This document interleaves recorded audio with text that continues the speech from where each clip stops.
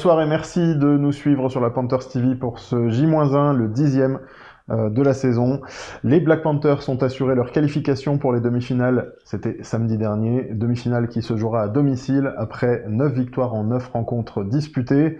C'est donc un match sans enjeu qui attend nos joueurs demain contre les Molosses. Sans enjeu, pas vraiment, puisque certains joueurs nous ont déjà avoué samedi dernier avoir envie de réaliser la saison parfaite. Objectif, victoire donc demain, et on en parle tout de suite avec Alexis Cornier. Notre invité aujourd'hui, c'est un lineman offensif, Alexis Cornillon, merci d'être avec nous. Guarde droit même, c'est ça. Plus précisément, tu as 21 ans. Est-ce que tu peux déjà, pour commencer, te présenter et puis nous dire comment tu as découvert le football américain? Ouais. Bah du coup, comme vous l'avez dit, moi je m'appelle Alexis Cornillon, je viens de Valence. J'ai découvert du coup le football américain via une connaissance avec qui j'étais au collège, que je suivais sur les réseaux. Et au lycée, je voyais qu'ils postaient des stories du foot du club de la ville. Et au bout d'un moment, je me suis dit, pourquoi pas essayer. J'ai tout de suite accroché avec ce sport. J'ai fait 3 ans à Valence. Et à partir de l'année dernière, je suis venu ici pour jouer en U20, où j'étais D-line. Et puis on en est là aujourd'hui maintenant, en élite, donc on est content de ça. Ouais, on va en parler justement. Ton arrivée au club, elle se fait parce que tu as envie de jouer chez les Black Panthers, ou alors c'est les études, ou c'est autre chose qui te font arriver ici à toi? C'est complètement parce que j'ai envie de jouer. Déjà à plus haut niveau, je voulais déjà partir de chez moi pour jouer à plus haut niveau. Et là j'ai eu l'occasion de venir ici, donc j'ai directement sauté sur l'occasion. Donc tu nous dis que tu viens pour jouer en U20. Ouais. Ensuite, l'évolution fait que normalement tu dois jouer en D3. C'est ça, voilà. Et puis au final on t'appelle en élite. Voilà, c'est exactement c'était ça. Raconte-nous tout ça justement, ce passage de la D3 à l'élite, comment ça s'est fait? Il y a les entraînements D3, puis un jour on t'appelle, on te dit on a besoin de toi en élite. Ouais, en fait, j'ai commencé la saison en D3, où j'ai fait aussi les entraînements avec l'élite en parallèle de la saison D3.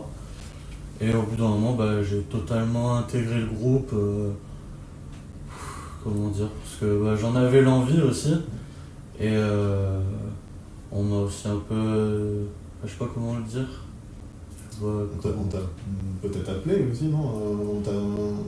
Ouais, on m'a aussi appelé. Si tu fais partie de l'élite, j'imagine que c'est parce que le staff coaching des Black Panthers a repéré que tu avais la capacité de le faire. Oui, voilà, c'est aussi ça.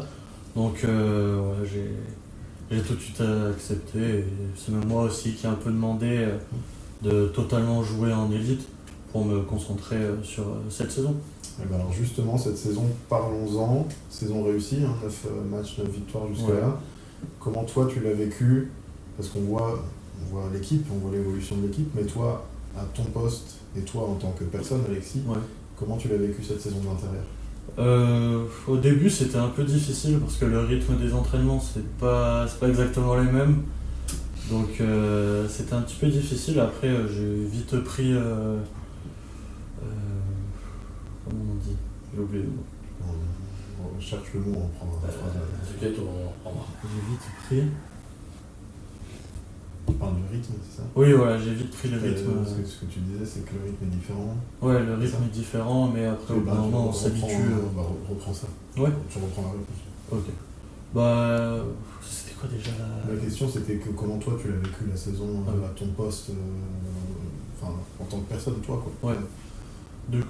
Au début, c'était un peu difficile parce que le rythme des entraînements, c'est pas exactement les mêmes. Il y a un entraînement en plus. Donc il faut arriver à jauger la fatigue, que ce soit musculaire, et puis les entraînements terminent tard, donc c'est pas toujours facile. Et après, au fur et à mesure, on prend l'habitude et ça se passe bien. Et franchement, ça s'est bien passé. On a un bon groupe, donc tout le monde se tire vers le haut. Donc ce début de saison, pour moi, il était vraiment bien. Voilà, donc la saison régulière en tout cas, sportivement, rien à dire, on a dit 9 matchs, 9 victoires, pas de blessure pour toi. Pas de blessure. En forme, tout va bien. Parfait, Demain, donc on passe au match 10, journée 10, contre Ouais. les Molosses. Plus vraiment d'enjeu puisque la qualif est acquise. Ce sera une demi-finale ici au Stade Moina à Thonon. Qu'est-ce qu'on se fixe comme objectif quand justement il n'y a plus vraiment d'enjeu sur ce match? Qu'est-ce que vous avez envie de faire? Bon, moi je dirais pas qu'il y a vraiment pas d'enjeu sur ce match parce que on vise quand même le sans faute tout au long de la saison. Et ça va être un match comme les autres et faut pas le prendre à la légère. Je pense que c'est surtout ça qu'il faut pas faire, quoi. Objectif sans faute. Voilà, c'est ça, 10 sur objectif 10 sans sur faute 10. tout au long de la saison. 10 sur 10. Ok.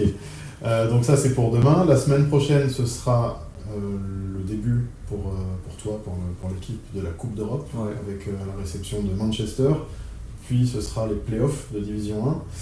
Comment toi tu vas aborder cette fin de saison? La Coupe d'Europe c'est nouveau pour toi d'ailleurs. C'est Comment tu totalement- vas, comment tu te projettes sur cette fin de saison justement?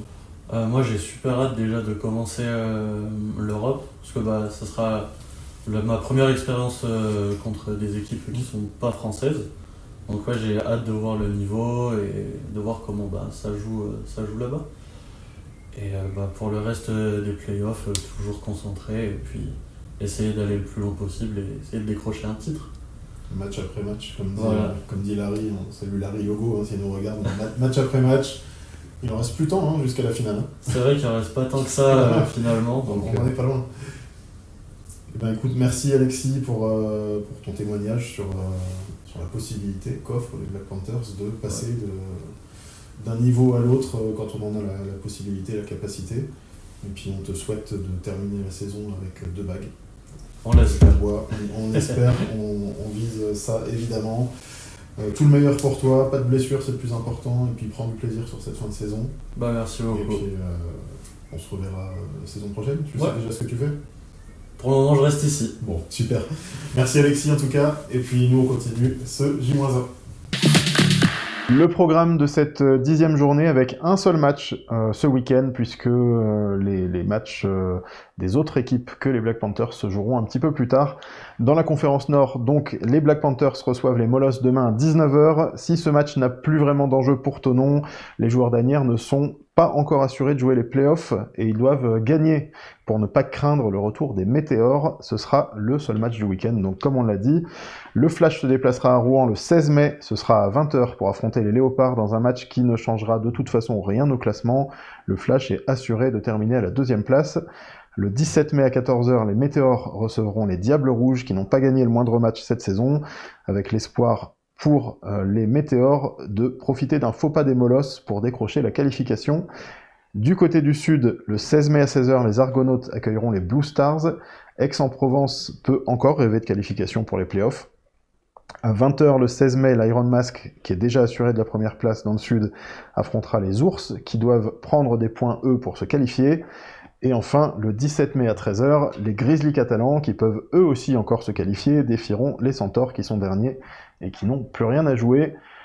Plusieurs équipes, donc, qui peuvent encore rêver de qualification pour les playoffs sur cette 10e journée. Ce sera à suivre demain pour les Black Panthers et la semaine prochaine pour le reste des équipes de ce championnat. On passe tout de suite à la météo pour ce week-end.